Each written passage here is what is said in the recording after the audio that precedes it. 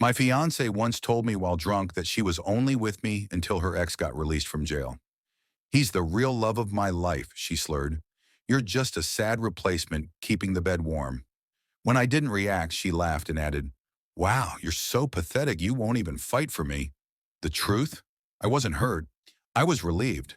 I'd been trying to figure out how to break up with Serena for months. Beautiful, yes.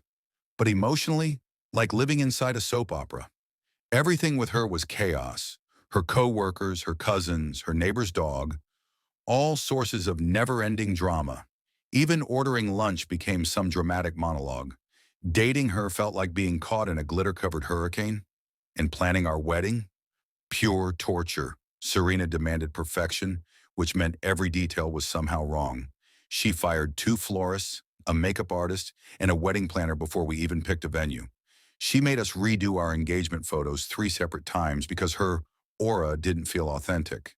At cake testing, she complained that vanilla was too boring, chocolate too cliche, and red velvet lacked emotional depth. But we'd already sent out 180 invitations, paid deposits, and my family from Minnesota absolutely adored her. My mom had already bought 3 versions of her mother of the groom dress. Breaking up would have meant explanations, refunds, emotional performances. I felt stuck. So when Serena drunkenly confessed at her cousin's engagement party that she was using me as a placeholder, I just nodded and said, All right. She blinked like she was waiting for fireworks.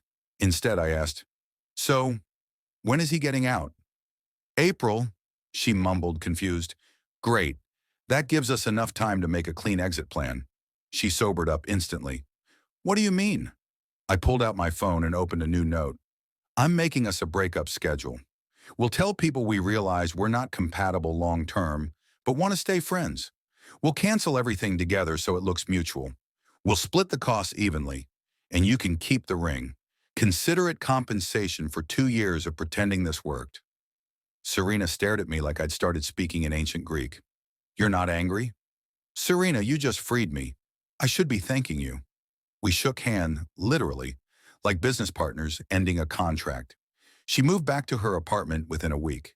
In February, we canceled vendors, divided fees, and even posted a joint, amicable separation message on social media. Friends praised my emotional maturity. Her friends praised hers. No one knew the truth. But the funniest part? As April got closer, Serena started getting nervous. Suddenly, she wanted to know if I missed her, if I was seeing anyone, if we were making a horrible mistake. It was like she'd forgotten her entire exit strategy.